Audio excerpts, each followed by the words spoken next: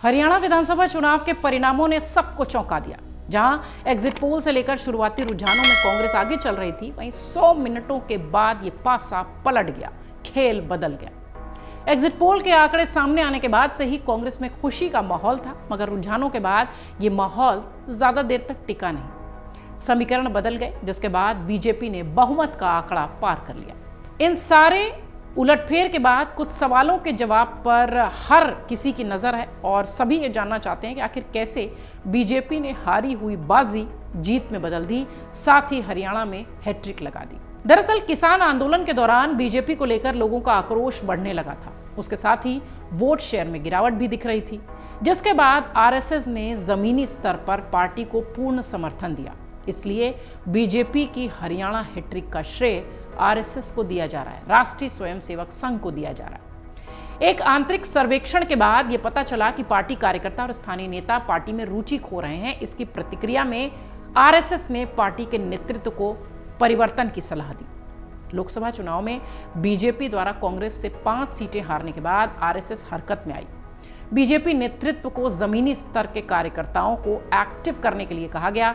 महत्वपूर्ण निर्णयों में उम्मीदवारों का चयन, ग्रामीण मतदाताओं के साथ संबंध और लाभार्थी योजनाओं को लोकप्रिय बनाने के साथ साथ मतदान केंद्रों का प्रबंधन करना, जमीनी स्तर के बीजेपी कार्यकर्ताओं और टिकट पाने वाले उम्मीदवारों के बीच समन्वय स्थापित करने का काम पूरी तरह से राष्ट्रीय स्वयंसेवक संघ के कार्यकर्ताओं ने किया। यह निर्णय 29 जुलाई को नई दिल्ली में आरएसएस और बीजेपी के बीच बैठक के समय हुआ था, ऐसी चर्चा है।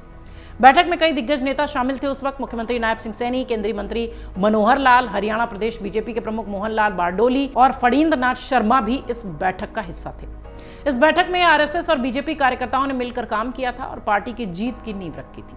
आपको बता दें, लोकसभा चुनाव के दौरान आरएसएस ने लगातार बीजेपी पर कई मुद्दों पर तीखी टिप्पणी की थी और चुनाव कैंपेन के दौरान भी संघ और बीजेपी के बीच तनातनी देखने को मिली थी। आरएसएस जो लोकसभा चुनाव में उल्लेखनीय रूप से अनुपस्थित था, ऐसा कहा गया, उसने महसूस किया कि राज्य में पार्टी सरकार तत्कालीन सीएम मनोहर लाल के खिलाफ बढ़ती सत्ता विरोधी भावना के कारण अपनी लोकप्रियता खो रही है।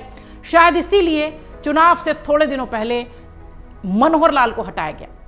आरएसएस के सूत्रों के अनुसार संगठन ने सितंबर की शुरुआत में ग्रामीण मतदाता आउटरीच कार्यक्रम को शुरू किया था। गिरते वोट परसेंटेज को रोकने के लिए बीजेपी ने आरएसएस और जमीनी स्तर पर काम करने वाले कार्यकर्ताओं से ग्रामीण मतदाताओं को जोड़ने की मदद मांगी थी। प्रत्येक जिले में कम से कम 150 स्वयंसेवकों को भेजा गया था। इसका महत्व, आरएसएस आउटरीच कार्यक्रम की प्राथमिकता जमीनी स्तर के पार्टी कार्यकर्ताओं और स्थानीय नेताओं को सक्रिय करना था। दूसरी प्राथमिकता कार्यसत्ता विरोधी भावना को सत्ता विरोधी भावना में बदलने का था। आरएसएस आउटरीच कार्यक्रम का असल उद्देश्य पार्टी के मतदाताओं और स्थानीय नेताओं को जोड़ना और सत्ता विरोधी भावना के मुद्दे को संबोधित करना था। इसके साथ ही आरएसएस ने सुझाव दिया कि विभिन्न दलों से आए दल बदलुओं को पार्टी टिकट दिया जाना चाहिए, जिन्हें मतदाताओं का पूरा समर्थन प्राप्त हो। सत्ता विरोधी लहर का सामना कर रहे बीजेपी नेता सत्ता विरोधी लहर को भुनाने के लिए अभियान चलाने में जुट गए। दूसरा कदम दल बदलुओं और बीजेपी कार्यकर्ताओं के बीच संबंध, जो सामंजस्य है, वो स्थापित करना था। नायब सिंह सैनी ने खाप और पंचायत नेताओं से भी मुलाकात की, जो मनोहर लाल की कार्य प्रणाली से खुश नहीं थे।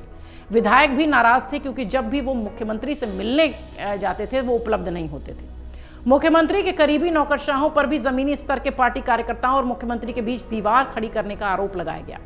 बीजेपी ने हरियाणा चुनाव से कुछ महीने पहले ही यह फैसला ले लिया था, जिसमें कि मनोहर लाल को हटाकर नायब सिंह सैनी को मुख्यमंत्री बनाया गया।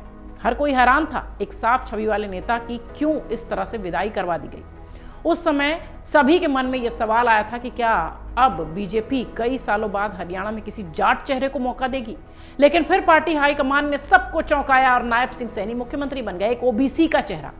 बीजेपी ने इसी ओबीसी चेहरे का दाव खेल पर कल बड़ी चाल चल दी। अपनी बात सीधे मतदाताओं के दिलों तक पहुंचाने के लिए बीजेपी और आरएसएस के नेताओं ने कांग्रेस नेताओं के उन वीडियो को जबरदस्त तरीके से वायरल किया, जिसमें प्रत्याशी के रूप में कांग्रेस नेता कह रहे हैं कि हुड्डा सरकार आने के बाद राज्य में कोटे के हिसाब से नौकरियों का आवंटन होगा। बीजेपी के आउटरीच प्रोग्राम का रिजल्ट अच्छा रहा, जिसके बाद आरएसएस ने विधानसभा चुनावों के लिए भी यही रणनीति बनाई और 20 जिलों में बैठकें की, जिसमें जिला स्तर के स्वयंसेवकों को मंडल कार्यकर्ताओं के साथ काम करने के लिए कहा गया, जिन्होंने फिर पंचायत स्तर पर स्वयंसेवकों के साथ चौपालों के माध्यम से मतदाताओं के जुड़ने का काम किया। आरएसएस ने 20 जिलों में 22 बैठकें की। कुल मिलाकर आरएसएस ने विधानसभा चुनाव के लिए सितंबर महीने में प्रत्येक विधानसभा में 90 बैठकें की थी। आरएसएस ने पार्टी कार्यकर्ताओं और ग्रामीण मतदाताओं के साथ करीब 200 बैठकें की। आरएसएस और बीजेपी में अपनी एक तरीके से कह लीजिए कि जो दूरियां थी वो तो बहुत नहीं नजर आई, मगर विधानसभा चुनाव के लिए संघ और पार्टी ने मिलकर रणनीति बनाई। बीजेपी के रणनीतिकारों ने भी ठीक उसी तर्ज पर काम किया जिस पर कि आरएसएस की तरफ से दिशा निर्देश दिए गए थे, और हुआ वही। पूरे देश के एग्जिट पोल, चुनावी आकलन और पूर्वानुमान ध्वस्त हो गए और राज्य में लगातार प्रबल रूप से सरकार बनाकर बीजेपी ने इतिहास रच दिया।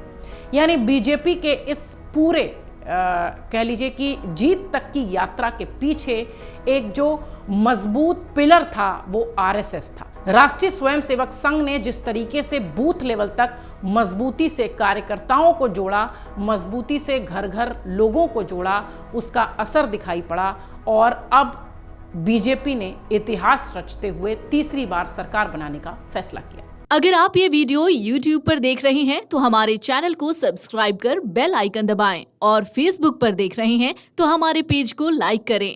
8 मिलियन प्लस सब्सक्राइबर, आपके इस भरोसे के लिए बहुत धन्यवाद।